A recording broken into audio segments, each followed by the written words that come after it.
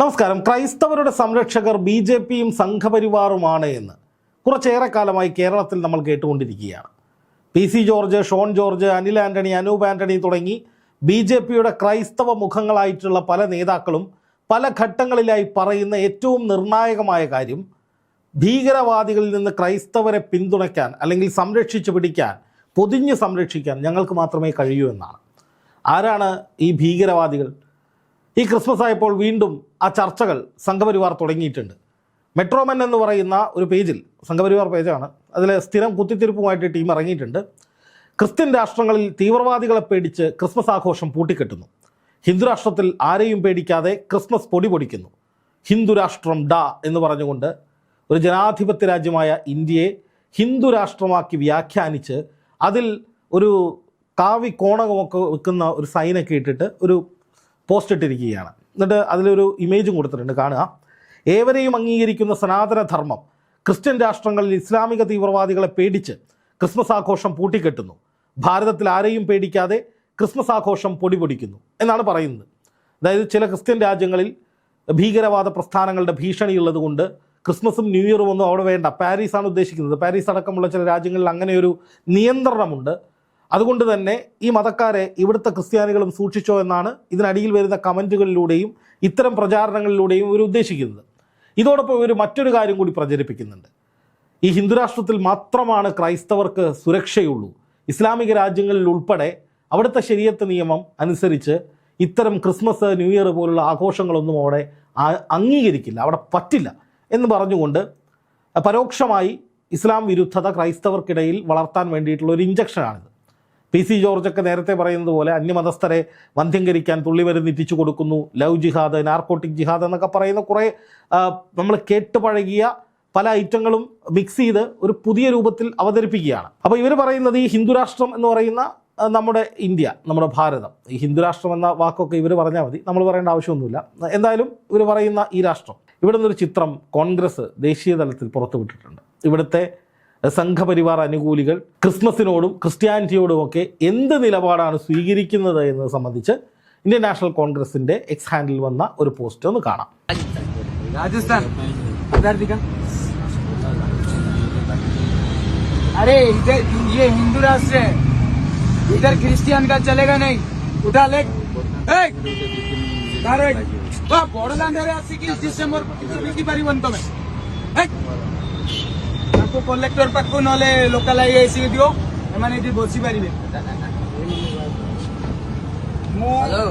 तुम्हें आम बोडोलँड जगन्नाथ देश आसिकी ये कौन बिकुचो നോക്കുക, സംഘപരിവാർ അനുകൂലികളായിട്ടുള്ള ഒരു സംഘം വന്നിട്ട് അവർ റോഡരികിൽ വിൽക്കാൻ വെച്ചിരിക്കുന്ന ക്രിസ്മസുമായി ബന്ധപ്പെട്ട വസ്ത്രങ്ങൾ, അതുമായി ബന്ധപ്പെട്ട അലങ്കാര വസ്തുക്കളൊക്കെ വിൽക്കുന്നതിനെതിരെ ആ കടക്കാരനെ ഭീഷണിപ്പെടുത്തുന്ന രംഗങ്ങളാണ്. അതിപ്പോൾ നമുക്ക് കാണാം. അതിനകത്ത് മോശമായ ഭാഷയാണ് ഉപയോഗിക്കുന്നത്, ഭീഷണിയാണ്, സംഘപരിവാറുകാരാണെന്നാണ് കോൺഗ്രസ് ആരോപിക്കുന്നത്. ഇങ്ങനൊരു സംഭവം ഉണ്ടായിട്ടുണ്ട് എന്നീ ദൃശ്യങ്ങൾ സഹിതം അവർ പറയുകയാണ്.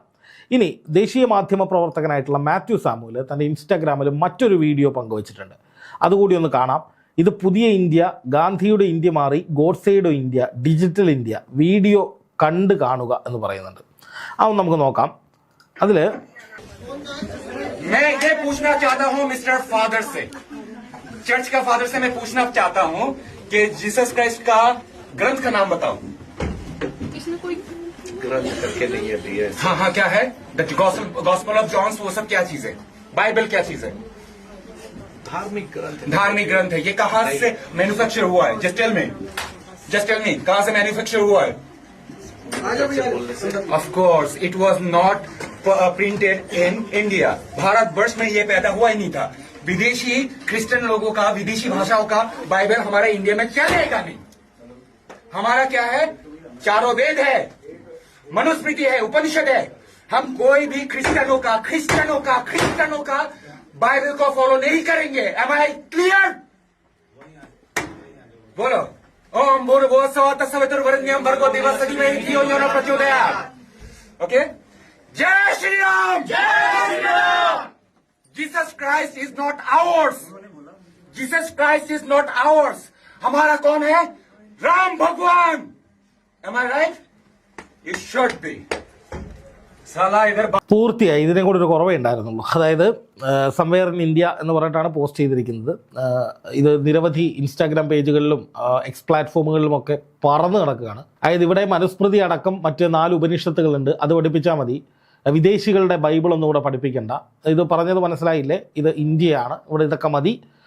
ജയ് ശ്രീറാം വിളിച്ചിട്ട് പേടിപ്പിക്കുകയാണ്. പാസ്റ്ററോ മറ്റോ ആണ്, കോളേജ് അധ്യാപകനെയോ പാസ്റ്ററോ മറ്റോ ആണ് പേടിപ്പിക്കുന്നത്. അപ്പോൾ ഇങ്ങനെയുള്ള വാർത്തകൾ വന്നുകൊണ്ടിരിക്കുകയാണ്. കഴിഞ്ഞ ദിവസം ചണ്ഡീഗഡിൽ പണ്ട് മലയാളികളായ കന്യാസ്ത്രീകളെ സംഘപരിവാറുകാർ ബജ്രംഗ് ദൾ ഭീഷണിപ്പെടുത്തിയ സ്ഥലത്ത് അവിടെ കഴിഞ്ഞ ദിവസം ക്രിസ്ത്യാനികളുടെ നേതൃത്വത്തിൽ ഒരു വലിയ ക്രിസ്മസ് റാലി നടന്നു. അതായത് ഞങ്ങൾക്ക് ഈ രാജ്യത്ത് ഇതൊക്കെ ചെയ്യാനുള്ള അവകാശമുണ്ട് എന്ന് പ്രഖ്യാപിച്ചുകൊണ്ടാണ് ഈ റാലി നടന്നത്. ഇപ്പോൾ ക്രിസ്ത്യൻ ചാനലുകളൊക്കെ, ഗുഡ്നെസ് TV പോലുള്ള ചാനലുകളിലൊക്കെ അത് സംപ്രേഷണം ചെയ്തിട്ടുണ്ട്, അതിൻ്റെ വീഡിയോകൾ. അപ്പോൾ അവരും പറയുന്നത് ഞങ്ങൾക്ക് ഭയമുണ്ട്, പക്ഷേ ഞങ്ങളുടെ ഇന്ത്യയിൽ ഞങ്ങളിങ്ങനെ ഞങ്ങളുടെ അവകാശങ്ങളും ഞങ്ങളുടെ ആചാരങ്ങളും നടത്തുന്നതിന് ഞങ്ങൾക്ക് എന്താണ് തടസ്സമെന്നാണ് അവർ ചോദിക്കുന്നത്. അപ്പോൾ ഇങ്ങനെയൊക്കെ ഈ ക്രിസ്ത്യാനികളെ പേടിപ്പിക്കുകയും അവരുടെ ക്രിസ്മസ് ആഘോഷം തകർക്കുകയും ഒക്കെ ചെയ്യാൻ ശ്രമിക്കുന്നവന്മാരാണ് ക്രിസ്ത്യൻ രാഷ്ട്രങ്ങളിൽ ഇസ്ലാമിക തീവ്രവാദികളെ പേടിച്ച് ക്രിസ്മസ് ആഘോഷം പൂട്ടിക്കെട്ടുന്നു എന്നൊക്കെ പറഞ്ഞ് വലിയ കാർഡുകൾ അടിച്ചു വിടുന്നത്. ഇസ്ലാമിക രാജ്യങ്ങളിലും ക്രിസ്മസ് ആഘോഷിക്കാൻ പറ്റില്ല, നിങ്ങൾക്ക് ക്രിസ്മസ് ആഘോഷിക്കാൻ പറ്റുന്ന ഒരേ ഒരു സ്ഥലം എവിടെ ഇന്ത്യയിലാണ് എന്ന് പറയുന്നത്. എന്നിട്ട് അതേ ഇന്ത്യയിൽ നടക്കുന്ന കുറച്ച് സംഭവ വികാസങ്ങൾ. ഇത് മാത്രമൊന്നുമല്ല, പലയിടങ്ങളിലും പല രൂപത്തിലുള്ള പല ഭാവത്തിലുള്ള ഭയപ്പെടുത്തലുകൾ, പേടിപ്പിക്കലുകൾ നടന്നുകൊണ്ടിരിക്കുകയാണ്. അപ്പോൾ ഇതിൽ ഇക്കൂട്ടർ പ്രചാരണം നടത്തിക്കൊണ്ടിരിക്കുന്നത് ഇസ്ലാമിക രാജ്യങ്ങളിൽ അല്ലെങ്കിൽ ഇസ്ലാം വിഭാഗത്തിൽപ്പെട്ടവർ ഇതൊന്നും അനുവദിക്കുന്നില്ല, ക്രിസ്മസ് ആഘോഷിക്കാൻ ക്രിസ്ത്യാനികൾ അനുവദിക്കുന്നില്ല എന്നാണ്. പക്ഷേ ആ വാദം അഠപടലം പൊട്ടിയിരിക്കുന്നു. നോക്കുക, UAE ക്രിസ്മസിന് സ്വകാര്യ മേഖലയിൽ അവധി, ജീവനക്കാർക്ക് ആവേശമായി കമ്പനികളുടെ തീരുമാനം. അതായത് ഇസ്ലാമിക രാജ്യമായ അല്ലെങ്കിൽ യുണൈറ്റഡ് അറബ് എമിറേറ്റ്സ് എന്ന് പറയുന്ന ഇസ്ലാമിക ലോകത്ത്, ഇസ്ലാമിക രാജ്യങ്ങളിൽ ക്രിസ്മസിന് ആഘോഷങ്ങൾ നടക്കട്ടെ എന്ന് വിചാരിച്ചിട്ട് തന്നെ പ്രൈവറ്റ് കമ്പനികൾ ആളുകൾക്ക് അവധി കൊടുക്കുകയാണ്. ഇതോടുകൂടി ഇസ്ലാമിക രാജ്യങ്ങളിൽ ക്രിസ്മസിന് അവധി നൽകില്ല, ക്രിസ്മസ് ആഘോഷിക്കാൻ അനുവദിക്കില്ല തുടങ്ങിയ വാദങ്ങളൊക്കെ പൊളിഞ്ഞു വീഴുകയാണ്. അപ്പോൾ ഈ ഇസ്ലാമിക രാജ്യങ്ങളിൽ ക്രിസ്മസിന് അവധി നൽകില്ല, ക്രിസ്മസ് ആഘോഷിക്കാൻ പറ്റില്ല, ക്രിസ്മസ് ആഘോഷിക്കാൻ പറ്റുന്ന ഒരേ ഒരു സ്ഥലം ഹിന്ദു രാഷ്ട്രമാണ് എന്ന് പറഞ്ഞവരുടെ കണ്ണിൽ നിന്ന് പൊന്നീച്ച പാറിക്കുന്ന വിധത്തിലാണ് UAE നിന്ന് ഇങ്ങനൊരു തീരുമാനം വരുന്നത്. UAE മാത്രമല്ല കേട്ടോ, അറബ് രാജ്യങ്ങളിലൊക്കെ അവിടുത്തെ ഭരണാധികാരികൾ തീവ്ര വർഗീയവാദികളാണ് എന്ന് പറഞ്ഞാൽ നമ്മൾ മലയാളികൾ അതൊരിക്കലും അംഗീകരിക്കില്ല. കാരണം പതിറ്റാണ്ടുകളായി UAE-യുമായും ഖത്തറുമായും സൗദിയുമായും ഒക്കെ ദുബായുമായും ഒക്കെ അടുത്ത ബന്ധം പുലർത്തുന്ന രാജ്യമാണ് ഇന്ത്യ. ഇപ്പോൾ പ്രധാനമന്ത്രി നരേന്ദ്രമോദി പോലും അറബ് രാജ്യങ്ങളുടെ, ഇസ്ലാമിക രാജ്യങ്ങളുടെ ശക്തി എന്താണെന്ന് തിരിച്ചറിഞ്ഞ് ഒന്നിച്ച് മുന്നോട്ട് പോകാൻ വേണ്ടി അവിടെ ചെല്ലുന്നു, അവർ ഊഷ്മളമായി സ്വീകരിക്കുന്നു.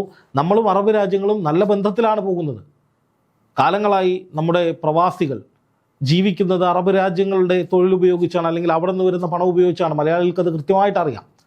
എന്നിട്ടും ഇസ്ലാമും ഇസ്ലാമിക രാജ്യങ്ങളും അപകടകരമാണ്, അവർ മറ്റു മതങ്ങളെ പ്രവർത്തിക്കാൻ അനുവദിക്കുന്നില്ല, മറ്റു മതങ്ങളെ വില കുറച്ച് കാണുന്നു എന്ന നിലയിലുള്ള പ്രചാരണങ്ങളൊക്കെ അത് ഇവിടെ വലിയ ഭിന്നിപ്പുണ്ടാക്കുക ലക്ഷ്യം വെച്ചാണ്. ഇപ്പോൾ പാലക്കാട് തന്നെ കരോത്സംഘത്തിന് നേരെ ഒരു സംഘപരിവാറുകാരൻ ആക്രമണം നടത്തി അവനെ പിടിച്ചുകൊണ്ടുപോയി. അപ്പോൾ നമ്മുടെ നാട്ടിൽ ഇത് തുടർന്നുകൊണ്ടിരിക്കുകയാണെന്നേ. എന്നിട്ട് ഇവിടെ പറയുകയാണ് ക്രൈസ്തവരുടെ സംരക്ഷകർ ഞങ്ങളാണ്.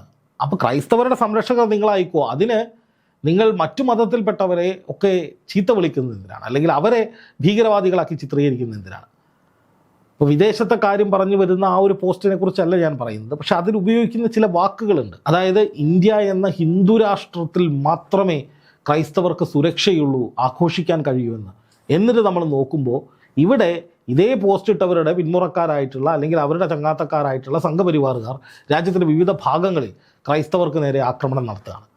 പിന്നെ എന്താണ് ഇവർ പറയുന്ന ആ സ്വാതന്ത്ര്യം, മതസ്വാതന്ത്ര്യം എന്ന് പറയുന്നത്? ക്രൈസ്തവർക്ക് പലയിടങ്ങളിലും വെല്ലുവിളികൾ നേരിടുന്നു, അവർക്ക് നേരെ ആക്രമണങ്ങൾ ഉണ്ടായിട്ടുള്ള വാർത്തകൾ വരുന്നു, അതൊക്കെ നമ്മൾ കാണുന്നുണ്ട്. എന്നിട്ട് ഇവിടെ ഇരുന്നിട്ട് പറയുകയാണ് മറ്റ് ഇസ്ലാമിക രാജ്യങ്ങളിലൊന്നും ക്രൈസ്തവർക്ക് രക്ഷയില്ല, അല്ലെങ്കിൽ ഇസ്ലാം ഇവരുടെ ശത്രുക്കളാണ്, അതുകൊണ്ട് ഇവിടെ മാത്രമേ സനാതനധർമ്മം മാത്രമേ നിങ്ങളെ രക്ഷിക്കൂവെന്ന്. എന്നിട്ട് ഓരോന്ന് പുറത്ത് കാണിച്ചു കൂട്ടുകയും ചെയ്യുന്നു.